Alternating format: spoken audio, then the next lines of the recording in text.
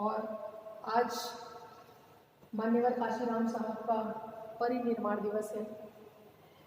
हम मान्यवर काशीराम साहब को श्रद्धा के सुमन अर्पित करते हैं।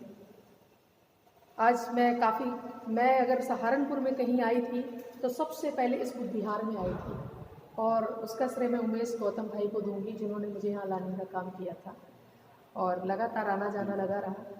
भाई ईसम सिंह जी जो सन 2012 से मेरा साथ लगातार दे रहे हैं टिकरोल वाले, मैं उनको साधुवाद देती हूँ। भाई इंतखाब आज़ाद जी, उमेश गौतम भाई, पीयूष भाई और इस पूरे प्रोग्राम को आयोजित करने वाली हमारी बहन संविधानिक क्रांति की अध्यक्षा बहन ममता शिवाजी, आदरणीय चौटाला भाई और जितने भी यहाँ सम्मानित संजीव भाई चले गए हैं शायद, वकील साहब और सभी जितने भी सम्मानित साथी हैं, नाम लेने में थोड़ा ज़्यादा समय रहेगा, सभी को मैं सादर नमो बुद्धाय जय भीम कहती हूँ।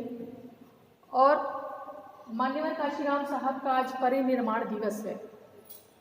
ये हमारे बीच में इंसानों के रूप में जरूर आए थे, लेकिन एक बहुत मजबूत विचारधारा और क्रांति थी ये, और क्रांति थी इसी वजह से इनका नाम लिया जा रहा और आने वाले युगों युगों युगों तक लिया जाएगा। हम इंसान के रूप में इस धरती पे आते हैं, खाते हैं, पीते हैं, सोते हैं, थोड़ा बहुत पैसे कमाते हैं, बच्चे पालते हैं और चले जाते हैं। एक इंसान ने कभी नहीं सोचा, कभी सोचो उसके जीवन के बारे में। अपनी यंग एज में नौकरी छोड़ करके वो यहाँ एक कारवां को लेके चल पड़े। मैं थोड़ा सा पीछे जाऊंगी, ज़्यादा समय नहीं, बहुत शॉर्ट में अपनी बात रख दूंगी, फिर कभी मौका मिलेगा। हरियाणा थोड़ा जाना है। गुरु रविदास जी ने कहा था, ऐसा चाहूं राज में जहां मिले सबन को अन्न, छोट बड़े सब संग बसे रविदास रहे प्रसन्न।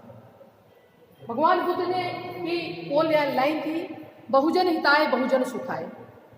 उसी के बाद में ज्योतिबा फूले साहू जी महाराज, तमाम महापुरुष आए, उन्होंने उस विचारधारा को मजबूत करने का काम किया। चौटाला भाई सुनो, चौटाला भाई समय दे दीजिए थोड़ा।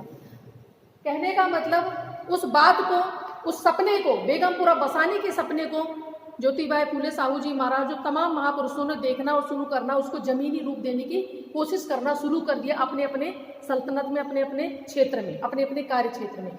बाबा साहब अम्बेडकर आए, ऐसा चाहूं राज में जहां मिले सबन को अन्न, छोट बड़े सब संग बसे रविदास रहे प्रसन्न।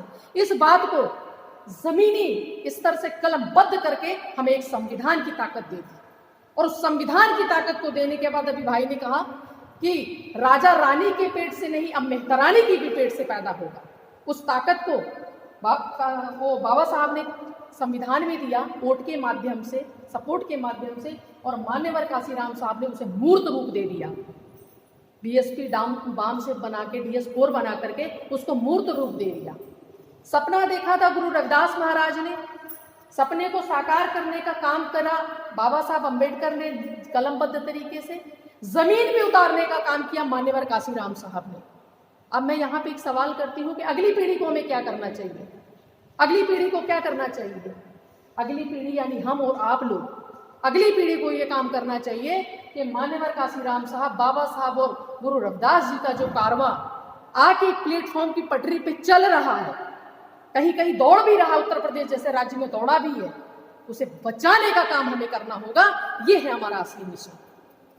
अगर हमें एक लाइन में सारी बातों को मैं समेटूं, मेरे आजाद भाई कह रहे थे, मैं सुनना चाह रहा हूं क्योंकि लंबा समय होगा वो चीजों का, लेकिन आप मौका मिल गया भाई से काफी दिन बाद मिलने का, हमें बचाने का काम करना। काशीराम साहब का नाम लूं और राजनीति का नाम न लूं, बेईमानी हो जाएगी। बीएसपी का नाम न लूं तो ये उससे भी बड़ी बेईमानी हो जाएगी। बहुत सारी चीजें हैं, अच्छा किसी को, कोई किसी का समर्थक है, कोई नहीं है, लेकिन मैं बता दूं, उत्तर प्रदेश जैसे राज्य को भारत के कन्याकुमारी तक बैठे हुए SC समाज के लोग, जिन्हें अम्बेडकरवादी विचारधारा में जरा सा भी सरोकार रखते हैं, वो भारत की राजनीति में पैनी नजर रखते हैं। पंजाब तक यात्रा करी 2013 में, हरियाणा में अभी भाई लोग आप यात्रा करने जा रहे हैं, मेरे लिए कोई भी सेवा हो तो बताना। यमुनानगर से लेकर के दिल्ली 26 अलीपुर रोड तक मैंने यात्रा 2014 में कर रखी है, हर गाँव में, हर क्षेत्र में कई जिलों की यात्रा करी। मैं आप सबसे कहना चाहती हूँ कि पहला काम इसे बचाने की कारवां को कर लीजिए। किसी को कोई पार्टी के लोग पसंद होंगे, नहीं पसंद होंगे, एक अलग विषय है। आज उत्तर प्रदेश में कम से कम 4 से 5 पार्टियां हैं इस टाइम पर बहुजनों के नाम की। इस वक्त पे हमें सोचना ये है क्योंकि पार्टी को पार्टी की ताकत पब्लिक देती है, किसी भी पार्टी को। और आज मैं कहती हूँ अगर काशीराम साहब का संगठन ना होता या राजनीतिक पार्टी का वो ना होता तो विद्या गौतम को कभी विद्या गौतम का नाम ना मिलता, ममता शिवा को ममता शिवा का नाम ना मिलता। हमारा भाई चंद्रशेखर आजाद है, उसे भी कोई चंद्रशेखर आजाद कभी नहीं कह सकता था।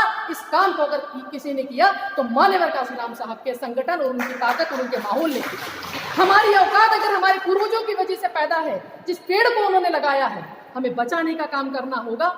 और बचाने की बात का मतलब ये नहीं है कि कोई अच्छा है कोई बुरा, हुई अलग विषय। अगर मैंने कहा उत्तर प्रदेश को भारत के सभी राज्यों के बहुजन समाज के लोग देखते हैं, उत्तर प्रदेश की राजनीतिक धुरी को अगर हम सब ने मिलकर कमजोर किया तो ये उत्तर प्रदेश एक दिन महाराष्ट्र बनेगा।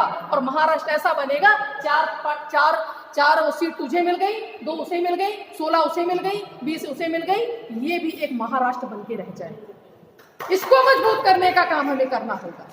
लंबी चौड़ी बात करने का इस वक्त समय नहीं, आपको लोगों को भी काम है, लेकिन इतना कहती हूँ बचाने का और बढ़ाने का काम उत्तर प्रदेश वालों आपको करना होगा, क्योंकि यहां आपने 4 बार सत्ता दी है। किसी से अच्छाइयां बुराइयां हो सकती हैं, लेकिन बैठ के विचार करो कि किस चीज में हमारा फायदा, चाहे ममता शिवा हो, चाहे विद्या गौतम हो और चाहे भीम आर्मी वाले भाई हो, सब अपने ही अपना खून है और अपने लोग हैं। हमें सोच समझ के सभी का सम्मान के साथ में इस कारवा को आगे लेके जाने की कोशिश करनी होगी। फिर कहती हूँ कि जो हाथरस का कांड हुआ, जो भी बलरामपुर की घटना हुई, ये घटना अगर हमारी शासन सत्ता होती, चाहे बहुजन समाज की अगर हमारी शासन सत्ता होती, तो हमारी बहन बेटियां मूली गाजर की तरह काटी ना जाती, रात को लाशें ना जलती। याद रख लेना, हर व्यक्ति को हर चीज नहीं मिल सकती, लेकिन अगर आपकी शासन सत्ता है तो गांव में बैठा गरीब आदमी भी स्वाभिमान से कहता है चल बे मेरी सरकार है, वहां पे कहता है इस तरह से। तो अपनी ताकत अगर इकट्ठा करनी है तो थोड़े गिने सिकवे भुलाओ और 2022 की तैयारी मजबूती से करो। और कहाँ करना, कैसे करना, वो विचार आपस में करो। क्या करना है वो आपका विचार है, लेकिन उत्तर प्रदेश को एक भारत का मजबूत राज्य, काशीराम साहब के सपनों का उत्तर प्रदेश रहा है, इसे बचाने का काम कर लिया जाए। बैठ के वार्ता कर लो, कुछ कर लो, कैसे भी कर लो, लेकिन इसको बचाने का काम हम सब बहुजन साथियों को करना पड़ेगा। रही बात मेरी, स्नातक एमएलसी का चुनाव भी इसीलिए लड़ रही हूँ। आज 10 साल हो गए घर से बाहर निकले, कभी उमेश भाई के घर में रुक जाती हूँ, कभी उस भाई के घर में, कभी उस भाई के घर में। 10 साल कारवां चलाते हो गए, लेकिन कभी किसी का विरोध नहीं किया, ना करूंगी। मेरा इतना ही कहने का मतलब इस चुनाव को भी इसलिए लड़ रही हूँ कि उत्तर प्रदेश में 16 सीटें होने के बावजूद और भारत के 5 राज्यों में विधान परिषद की सीटें हैं, लेकिन 5 राज्यों में आज दिन तक एससी समाज का, ओबीसी भी ले लीजिए, एससी ओबीसी समाज का स्नातक और शिक्षक कोटे में एक भी व्यक्ति एमएलसी नहीं बना।